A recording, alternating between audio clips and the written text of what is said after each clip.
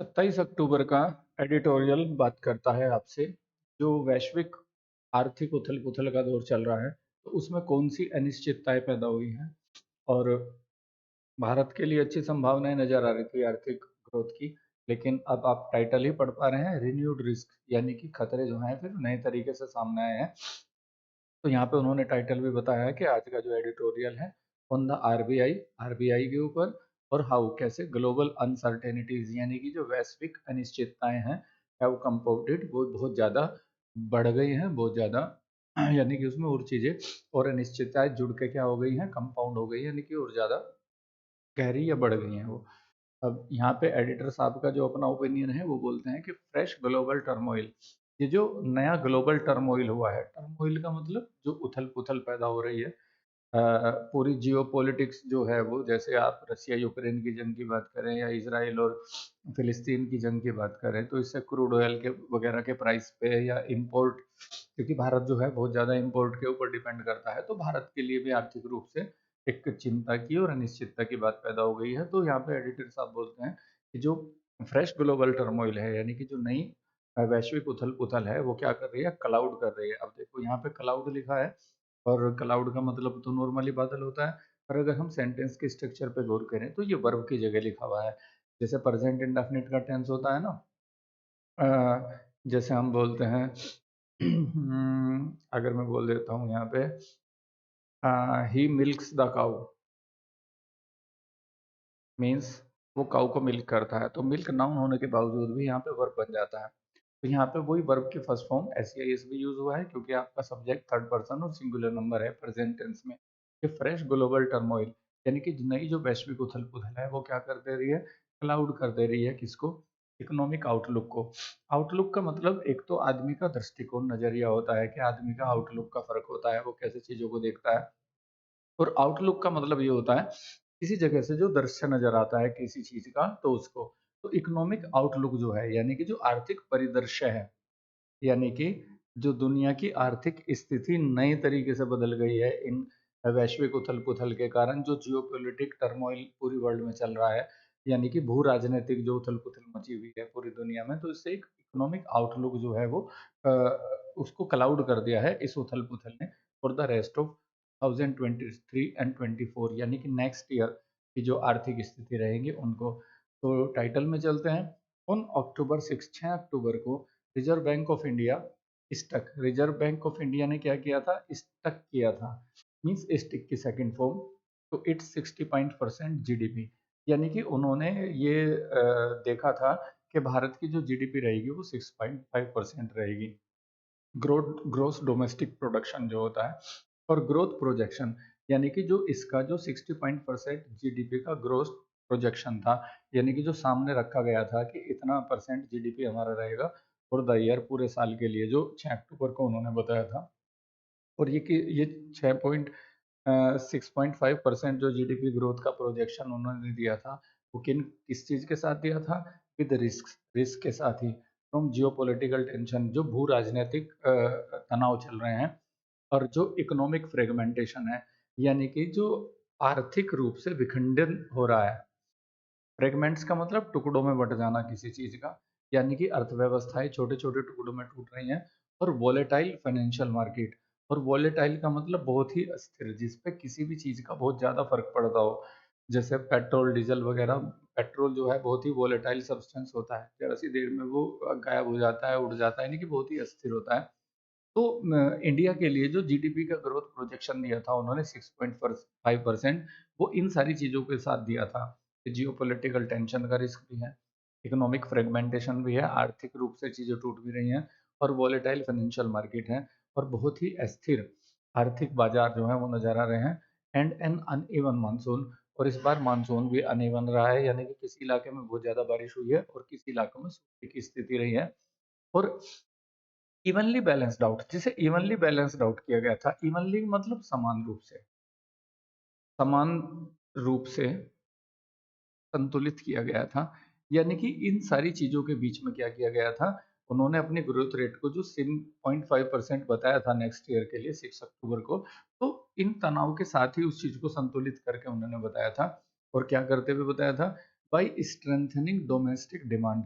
और इसको balance out किया था किसके द्वारा? स्ट्रेंथनिंग यानी कि मजबूत करके डोमेस्टिक डिमांड को, घरेलू जो मांग है, यानी कि हमारे यहाँ जो जीडीपी यानी कि जो हमारे यहाँ प्रोडक्शन होता है, तो हमारे यहाँ जनसंख्या की संरचना कुछ ऐसी होती है कि उसमें हमारे यहाँ खुद हमारे देश में उस चीज़ों की इतनी डिमांड होती है, हमारे यहाँ इतनी खपत होती है कि हम बहुत ज़्यादा फिर निर्यात पे निर्भर नहीं रहते हैं। तो यहाँ पे क्या करता है, तो स्ट्रेंथन करते हुए, मजबूत करते हुए, अब यहाँ पे देखते हैं जैसे एक वर्ड होता है STRENGTH, स्ट्रेंथ, शक्ति, ये सॉरी नाउन हो जाता है, नाउन होता है। अब नाउन के साथ आपने ईएन जोड़ा है तो इसे वर्ब बना दिया। स्ट्रेंथ तो ताकत होता है, लेकिन स्ट्रेंथन का मतलब क्या हो गया? किसी चीज को मजबूत बनाना। और आपने उसमें आईएनजी लगा के उसको फिर से पार्टिसिपल में बदल दिया कि स्ट्रेंथन करते हुए, यानी कि मजबूत करते हुए किसको? डोमेस्टिक डिमांड को। तो डोमेस्टिक डिमांड को मजबूत करते हुए इन सारे खतरों के साथ, तो ये प्रोजेक्शन दिया गया था कि नेक्स्ट ईयर में हमारा जो ग्रोथ रेट रहेगा, जो जीडीपी रहेगा, वो 6.5% रहेगा। देयर वॉज ए बिलीव, और इस चीज के पीछे एक विश्वास था, that a period of height and uncertainty, कि जो एक दौर है बहुत ही ज्यादा ऊंची अनसर्टेनिटीज का, अनिश्चितताओं का, वॉज एबिंग, वो एब कर रहा है। अब एब का मतलब क्या होता है? यहाँ पे जब टाइड उतार पे होता है, टाइड का मतलब क्या होता है? टाइड का मतलब ज्वार भाटा बोलते हैं। जब समुद्र का पानी चढ़ता है और जब समुद्र का पानी नीचे जाता है तो उसको बोला जाता है ज्वार और भाटा। तो एब उसमें से वो होता है, एब टाइड, जब पानी उतर रहा होता है। तो यहाँ पे तो पानी के उतरने से मतलब नहीं है, लेकिन यहाँ पे है अनिश्चितताएं कम हो रही हैं। यो एक पीरियड, तो उन्होंने कहा था कि ये विश्वास था कि एक हाइटेंड अनसर्टेनिटी का पीरियड जो था वो अब उतार पे था। But as the central bank governor signal last Friday, लेकिन गवर्नर, रिजर्व बैंक के गवर्नर ने लास्ट फ्राइडे सिग्नल दिया कि न्यू अनसर्टेनिटीज हैव इमर्ज्ड, कि अब नई अनिश्चितताएं उभर आई है। इमर्ज का मतलब क्या होता है? अचानक से किसी चीज का सामने बन जाना। और इसी चीज से हम बनाते हैं इमरजेंसी, यानी कि जिसको हम बोलते हैं आपात स्थिति। आपात स्थिति का मतलब क्या होता है? आपने सोचा नहीं था, अचानक से कोई स्थिति आपके सामने बन के खड़ी हो जाती है, तो उसे बोलते हैं इमरजेंसी, यानी कि कोई चीज इमर्ज हो गई है आपके सामने। तो इमर्ज का मतलब है उभर आना, सामने आ जाना। तो उन्होंने कहा कि कुछ नई अनिश्चितताएं सामने आ गई हैं ओवर द फोर्टनाइट, पिछले 15 दिन के पीरियड में। फोर्टनाइट किसको बोलते जाते हैं? एक पखवाड़ा। और एक पखवाड़ा या उसको बोला जाता है पक्ष।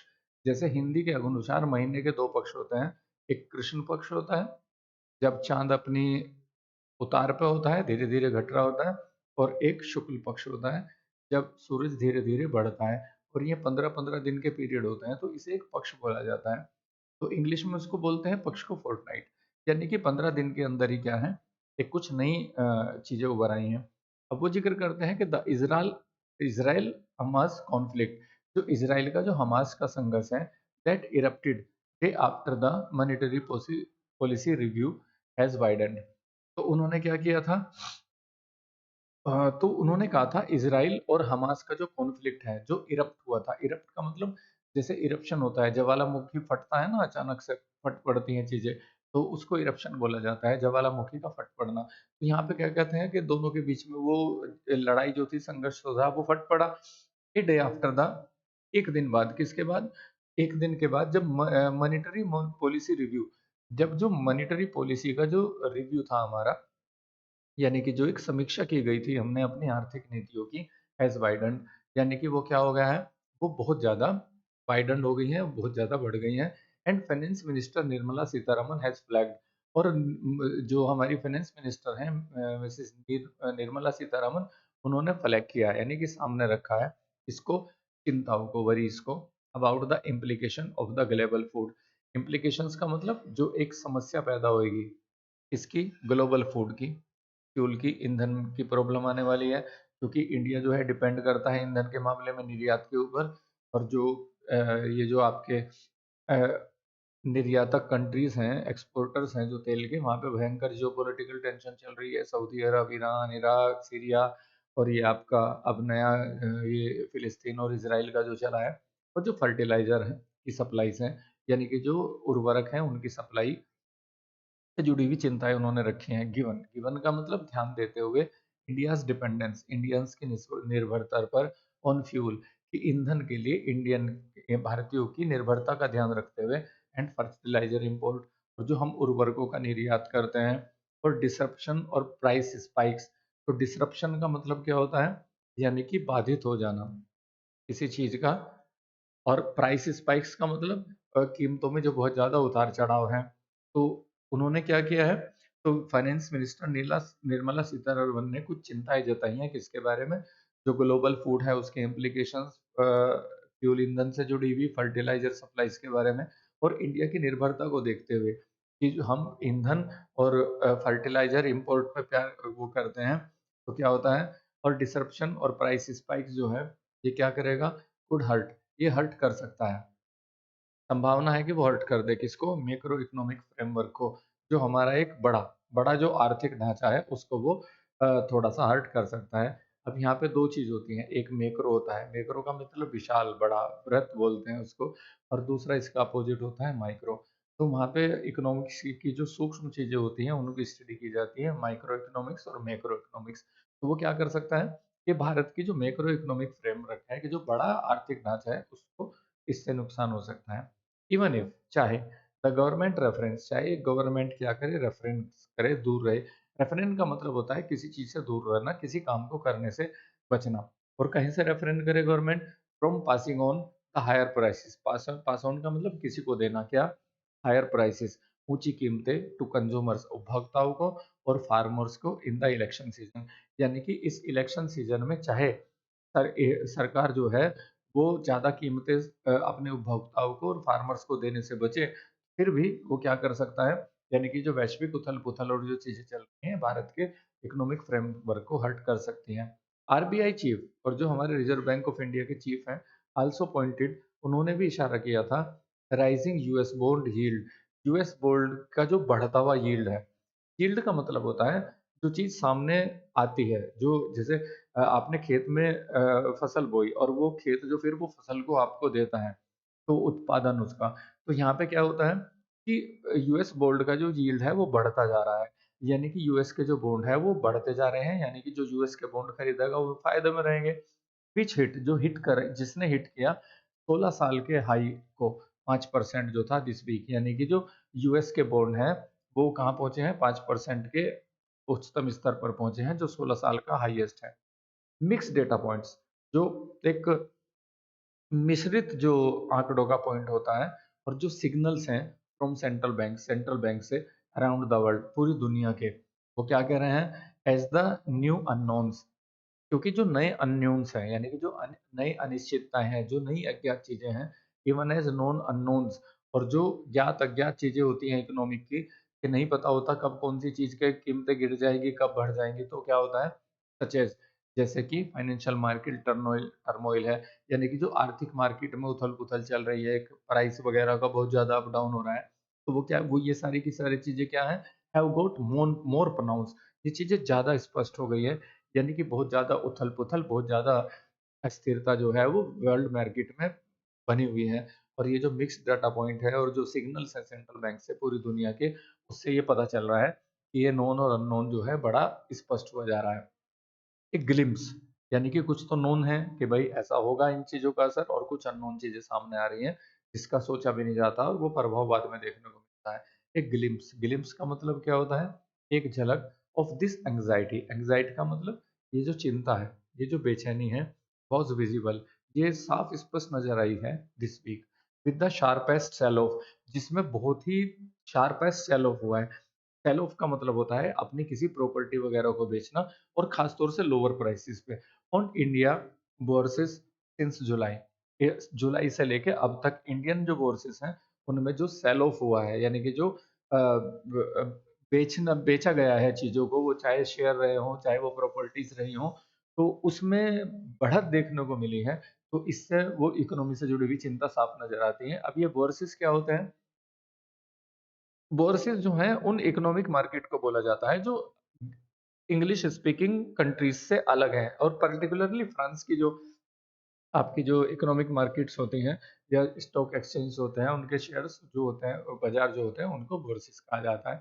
तो उसी चीज को यहाँ पे इंडिया के बाजार के लिए यूज कर लिया गया है। देर इज नो सर्टेनिटी, कोई निश्चितता नहीं है, that RBI would still uphold, कि आरबीआई अब भी अपहोल्ड करेगा, यानी कि अब भी बनाए रखेगा अपनी इवनली बैलेंस्ड आउटलुक को, अपना जो समान रूप से बैलेंस किया गया दृष्टिकोण है towards the risk of growth, growth के रिस्क की तरफ, यानी कि विकास के रास्ते में जो खतरे हैं उसकी तरफ वो अपहोल्ड करेगा अपनी जो बैलेंस्ड आउटलुक है उसका। हाउएवर फिर भी द फाइनेंस मिनिस्ट्री, जो हमारा वित्त मंत्रालय है, वाइल एक्नोलॉजिंग, जबकि उसके दौरान एक्नोलेज करते हुए मतलब मानने के दौरान कि ग्लोबल अनसर्टेनिटीज जो हैं, जो वैश्विक अनिश्चितताएं हैं, हैव कंपाउंडेड, वो बढ़ गई है। यानी कि हमारा जो वित्त मंत्रालय है वो इस चीज को एक्नोलेज करते हुए कि विश्व में अनसर्टेनिटी यानी कि अनिश्चितताएं बढ़ गई हैं, फिर भी वो महसूस होता है लार्जली सैंग्विन, सैंग्विन का मतलब काफी आशावादी, और खास तौर से कठिन परिस्थिति में जो आशा बनाए रखें।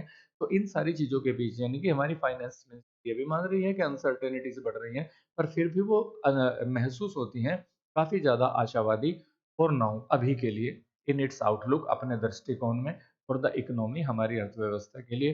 तो वो काफी मतलब आशावादी नजर आ रहे हैं इतने खतरों के बीच भी। इट्स मंथली इकोनॉमिक रिव्यू, और उसकी जो मानसिक मासिक जो आर्थिक समीक्षा रिलीज की गई है ऑन मंडे को, असर्ट्स, वो हमें असर्ट करती है, यानी कि वो दावा करती है कि जो ग्रोथ है रिमेन्स ऑन ट्रैक, वो ट्रैक ट्रैक पे बनी हुई है, यानी कि वो पटरी पे बनी हुई है। और इन्फ्लेशन, जो महंगाई है, इज ईजिंग, वो भी कम हो रही है after the temporary seasonal surge, जो थोड़ा सा अस्थाई मौसमी सर्ज होता है, यानी कि महंगाई कुछ दिनों के लिए बढ़ी थी लेकिन फिर वो ट्रैक पे वापस लौट रही है। तो यहाँ पे काफी आशावादी रुख नजर आता है।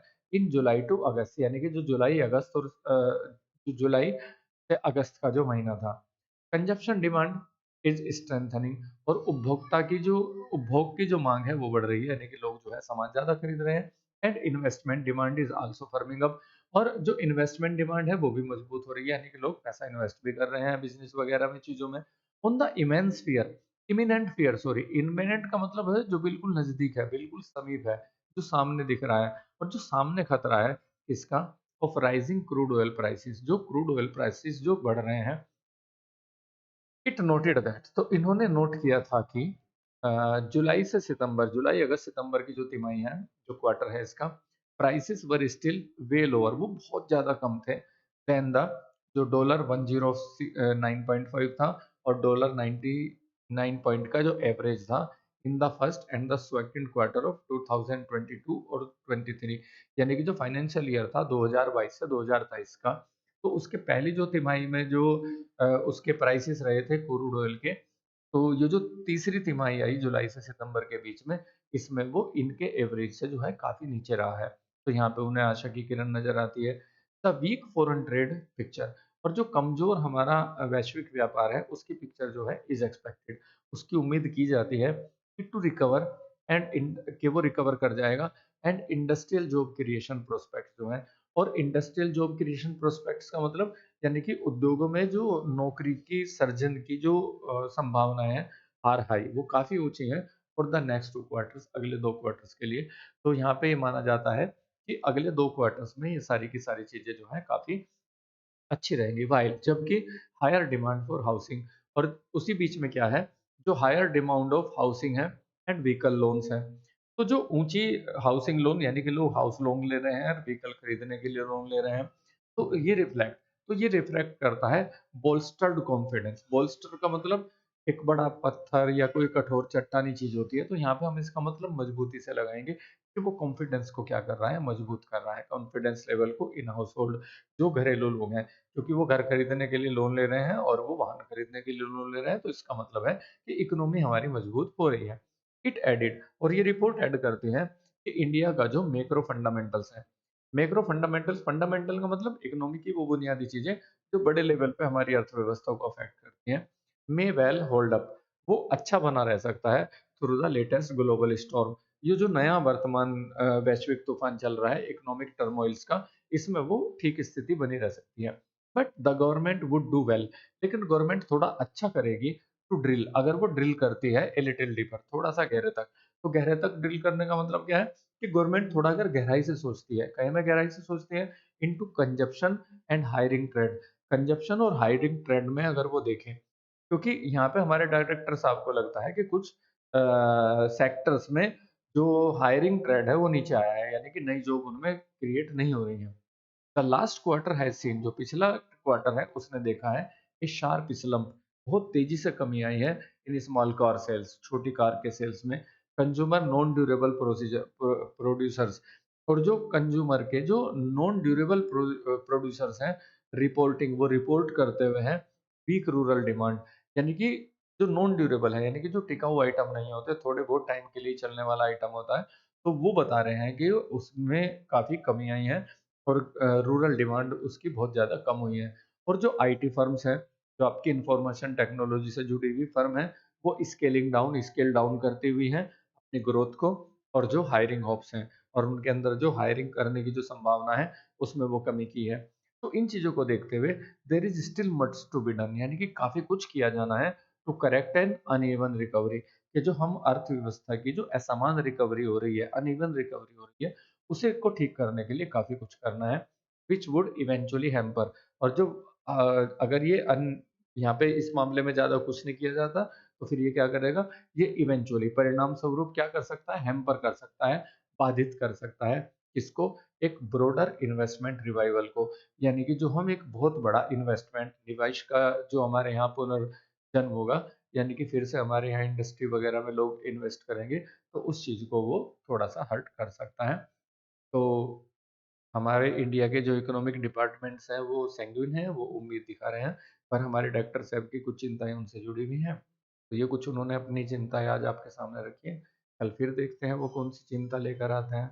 न्यूज़पेपर ज़्यादातर आपके सामने चिंताएँ ही लेके आता है आजकल के टाइम में तो। देखते हैं कब कोई अच्छी खबर आती है, तब तक के लिए कीजिए अपने टाइम को।